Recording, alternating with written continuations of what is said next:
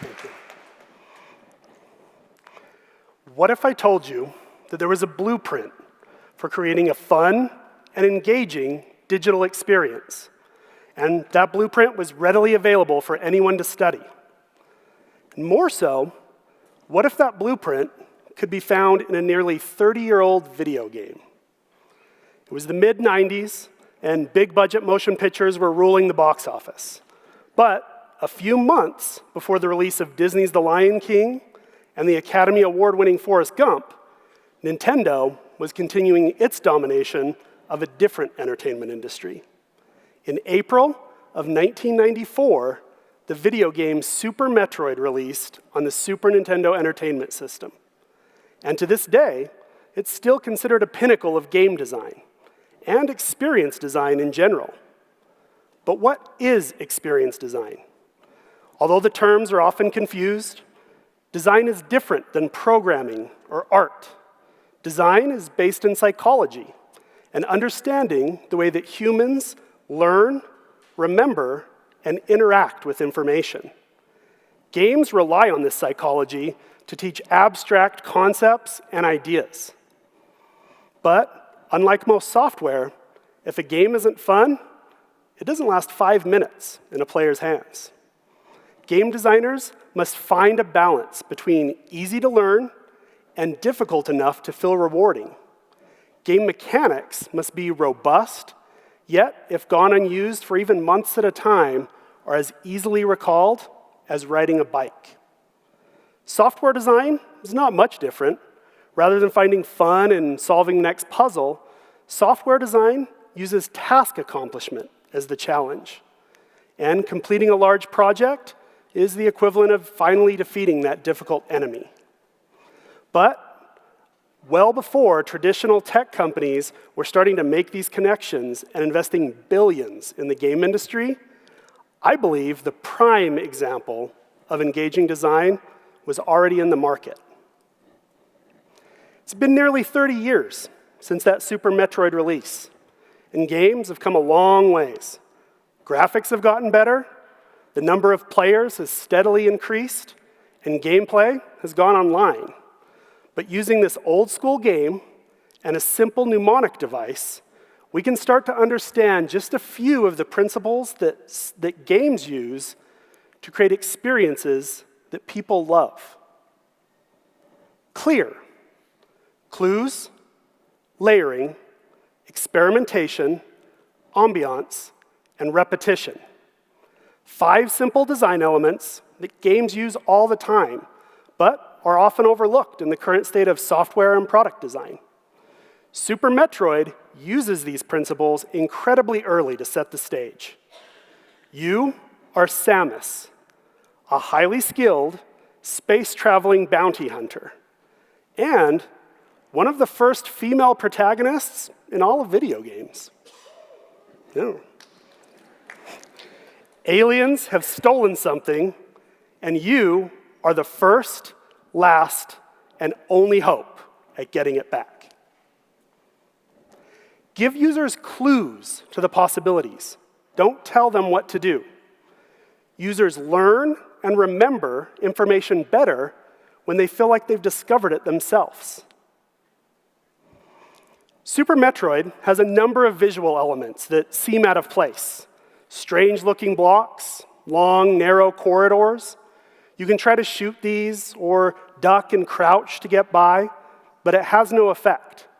It's not until you receive a specific power-up, the morph ball, that you're able to bypass these blockers. But as soon as that occurs, users immediately want to go back and re-explore all of the places they were previously kept out of. You see the same use of subtle clues in software in the form of colors. Green is used for accept or confirm. Red is used for delete or cancel. Our brain is constantly processing tons of information, and thus, it's always looking for these types of shortcuts or clues to help us make decisions. Layer features on top of one another. Nobody learns to swim by being shoved off the high dive into the deep end of the pool. give users only what they need, and then expand functionality by changing a single aspect of a feature to be more powerful or better. In Super Metroid, there's just 3 core mechanics: run, jump, and shoot. But your standard weapon quickly becomes missiles, super missiles, ice beam, and more. Jump is upgraded to high jump, space jump, and screw attack. Countless upgrades, but the same 3 basic mechanics. You see a similar approach in online music streaming services. You start by playing a song. Maybe you favorite that song or add it to another playlist. Next thing you know, you're sharing that song with a friend on social media or downloading that song for offline play. Lots of potential action, but it all starts with one song. Allow users to experiment with features. Give them the time and space to try things out without a fear of loss.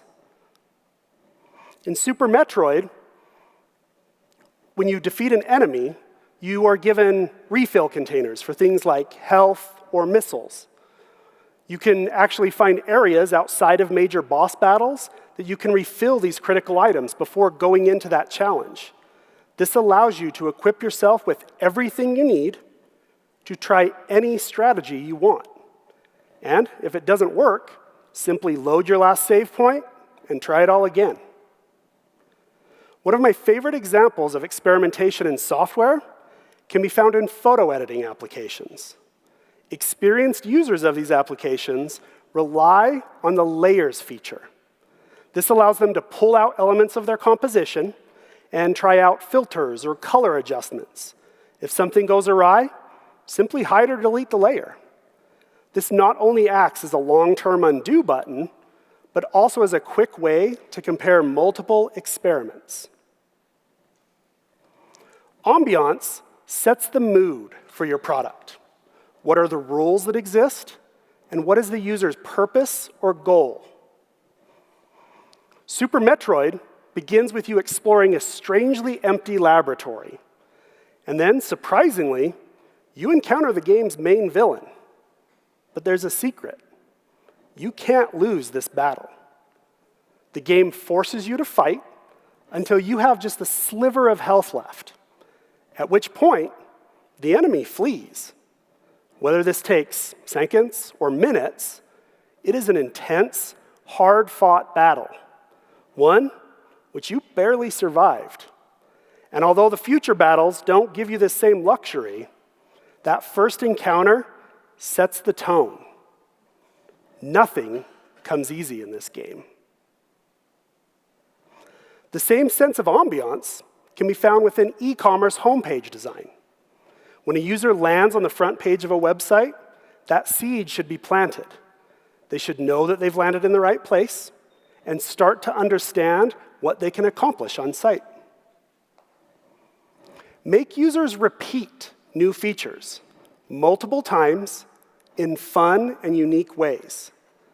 This should feel playful and not forceful, but by doing so, you allow them to not only commit controls to memory, but start to think about how a feature might be used down the road.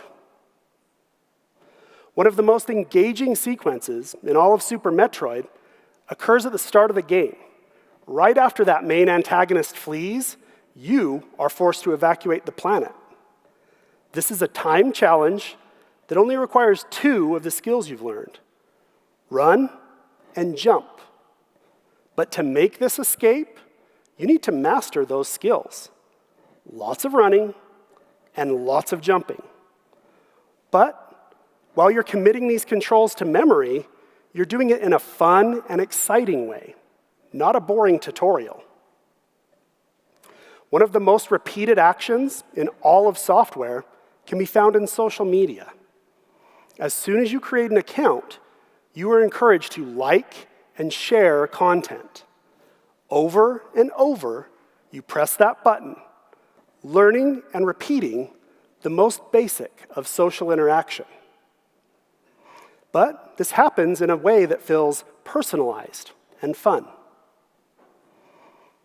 If you are a connoisseur of art in any of its forms, I encourage you to try more games.